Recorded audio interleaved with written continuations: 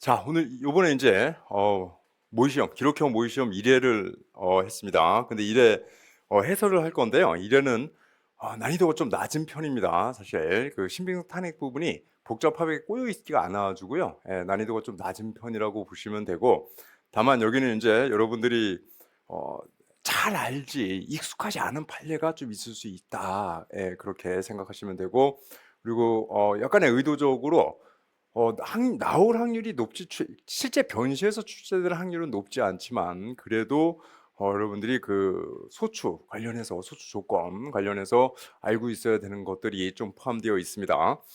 자, 이번 인제 기록형은 일단은 난이도가 높지는 않지만, 그래도 인제 법리적으로는 좀 골치 아픈 것들이 있었을 겁니다. 자, 기록을 한번 먼저 보겠습니다. 제 기록 강의를 들으신 분들은 인제 제가 하는 대로 따라 하시면 되고요.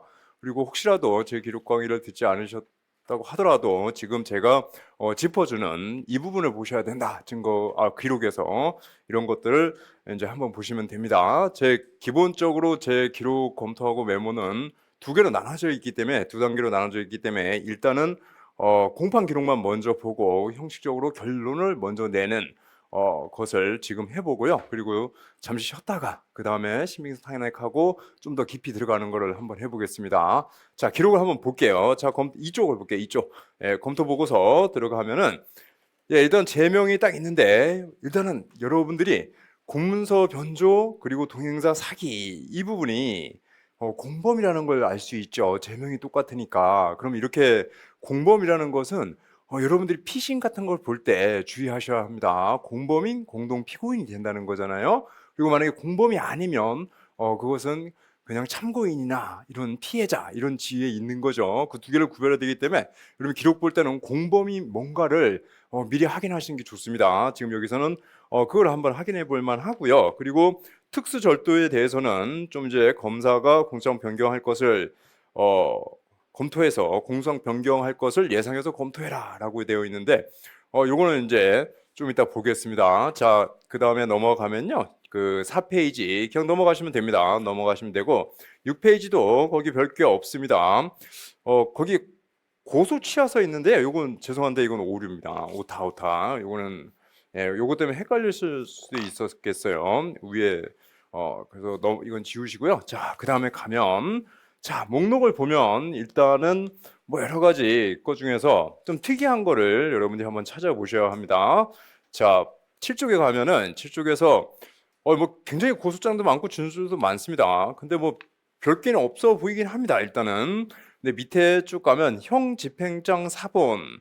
이건 되게 특이하네. 형집행장 사본이라는 것은 기본적으로 여러분 시험에서는 딱 이거밖에 날 게 없어요. 어떻게 내겠어요, 이걸 형집행장을? 딱 이 공직방 관련해서밖에 날 게 없습니다. 그러니까 이제 그런 문제가 있구나라는 걸 생각하시면 되고, 그리고 이제 8쪽에 가면 압수조서 및 압수목록, 편지, 그리고 밑에 편지, 증제 1호증 이렇게 그냥 종이니까 끼워놨죠. 이렇게 끼워놨는데 거기에 42, 43에 쪽수가 표시되어 있죠. 그럼 뭔가 위수중의 가능성이 좀 높다라고 생각하시면 됩니다.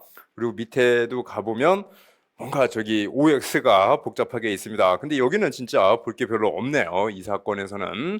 자, 일단 넘어가 보겠습니다. 자, 그 다음에 증인신문도 해보니까 증인신문도 별 게 없습니다. 그냥 다 실시했네요. 여기 이제 실시가 아니라 증인신문을 취소하거나 신청을 철회하면 그게 바로 314조가 될 가능성이 높은데, 그런 게 없네요. 그리고 밑에 가보면 불처분 결정,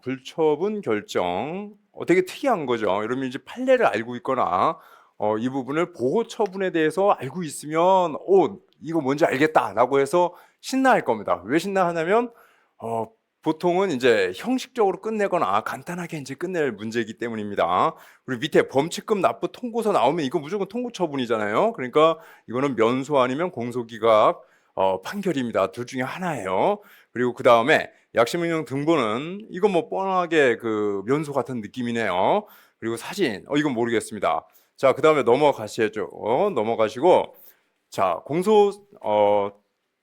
사실 부분은 일단 넘어가겠습니다. 공장 넘어가고, 그리고 13쪽에 가면 긴급 체포서 한 통 이렇게 되어 있습니다. 기본적으로 이 기록에는 생략되어 있긴 합니다. 긴급 체포서가 있다. 근데 아까 압수조서도 있었다. 근데 뭔가 쪽수도 나와 있고 그런 거 보니까 위수중의 느낌이 좀 납니다. 그런 걸 이제 여러분 염두에 두시고요. 그리고 그 다음에 좀 넘어갈게요. 넘어가고 자 16쪽에 가시면 여기 공판 주소에서는 별게 없습니다. 1회는 일단 자 16쪽에 가면은 가정보호 사건 불처분 결정서 이게 여러분들이 이제 판례를 알면은 처분 결정을 하면 보호 처분 결정을 하면 그때는 2호 공소기각 판결이 되는데 불처분 결정은 아무 의미 없다. 다만 이제 공소권 남용의 여지만 있을 뿐이다라는 거죠. 그래서 유죄일 가능성이 높겠네요. 그죠? 예, 어쨌든 그 다음에 통구처분 및 통지서 이것도 그냥 둘 중에 하나입니다. 면소 아니면 공소기각 판결 2호. 자 넘어갑시다. 불처분 결정해서 17쪽 보니까 뭐 폭행인 것 같습니다. 이 폭행이구나. 이 불처분 결정은 아까 있었던 김갑동에 대한 폭행 사건인데 두 개가 이제 공소할 동일성은 있죠. 당연히 같은 사건에 대한 겁니다. 근데 불처분 결정에 어떻게 하느냐라는 것이고요. 불처분 결정은 아무 의미가 없죠. 그래서 그냥 검사 공소직이 가능합니다. 그래서 여기서 입증되면 유죄가 될 수 있어요. 자, 그 다음에 범칙금 납부 통고서. 자, 여러분이 여기서 구별을 이제 해야 되는 것이 범칙금 납부 통고서만 있고 범칙금이 납부되지 않으면 그때는 공소기각 판결 2호입니다. 근데 범칙금 납부 영수증까지 있다. 그럼 냈다는 거잖아요. 그죠? 그러면 우리가 경범죄처벌법이나 도로교통법 이런 통고처분을 규정하고 있는 법 규정에서는요. 범칙금 납부에 확정 판결에 준하는 효력을 인정하게 돼 있습니다. 그러니까 만약 영수증까지 있으면 그때는 납부를 했기 때문에 면소가 되는 겁니다. 이따 좀 더 볼게요. 이런 것들을 보시면요. 18쪽의 맨 밑에 보면은 참고 병령의 8조 3항 보면은 범칙금을 납부한 사람은 그 범칙금에 대하여 다시 처벌받지 아니한다. 납부한 그렇게 되어 있잖아요. 그래서 납부에 확정 판결에 준하는 효력이 있는 겁니다. 자, 그리고 이런 거 있으면은 무조건 이렇게 조문이 나오게 돼 있어요. 그러니까 너무 좀 사실은 간단한 겁니다. 간단하고 나오면 오히려 땡큐인 사건이 되죠. 자, 증거 자료 제출서 보면은 19쪽에 약식명령 등본 이거는 뭐 대부분은 면소긴 한데 모르겠습니다. 일단은 그리고 현금 3,900만을 지급하는 사진. 이거는 뭔가 그 약간의 그 신빙성 느낌이 납니다. 그지? 뭔가 다툼이 있나 봐요. 이 돈에 대해서. 자, 우리가 이번 그 둘이 공범인 사건의 경우에는 둘이 공범인데 둘 다 넣어놨다는 거는 대부분 이제 한 명이 자백하고 한 명은 나는 가담 안 했다 이런 식으로 갈 가능성이 되게 높잖아요. 그렇게 되면은 신빙성을 누굴 탄핵하게 될까요?